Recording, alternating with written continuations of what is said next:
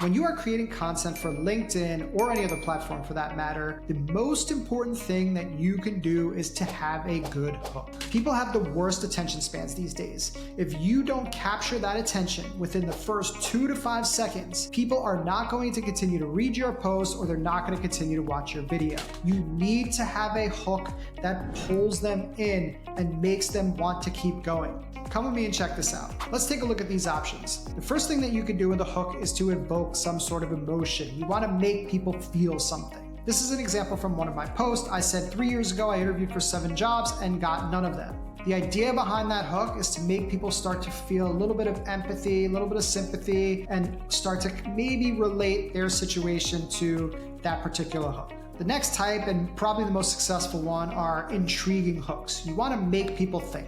So again, using one from one of my highest performing posts was, here's a search hack that LinkedIn doesn't want you to know about. This is creating a little bit of a FOMO situation here. People start to think about, hey, why is it that LinkedIn doesn't want me to know about this hack? Next one is visualization. You actually want to make people see, you want them to picture themselves in your shoes. Imagine there was a simple plan for you to make $1 million this year. Again, this makes people start to think, oh man, if I could make $1 million this year, what would I do? This way, people start visualizing themselves making that $1 million.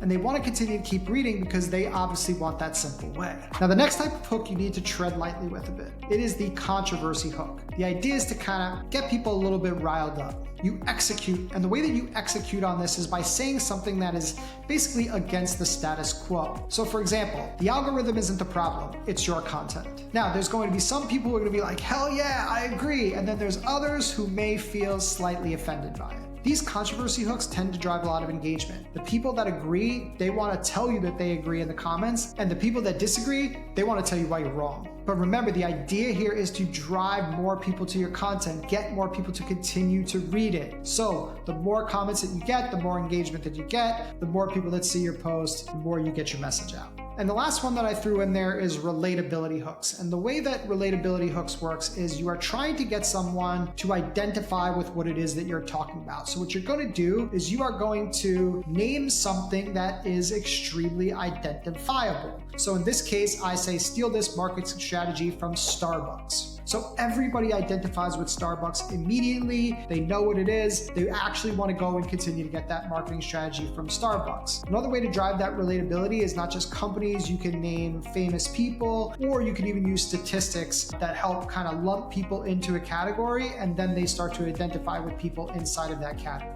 So remember that the hook is going to determine whether or not people decide to read your post. So it is extremely important that you put a lot of time and a lot of thought into your hooks so that you get people to view your content. All right, so now you know how to open up and start your post, but do you know how to complete the post, write the body, write the call to action, do the formatting? If not, you probably want to check out my previous video. And as always, I will see you on the next one.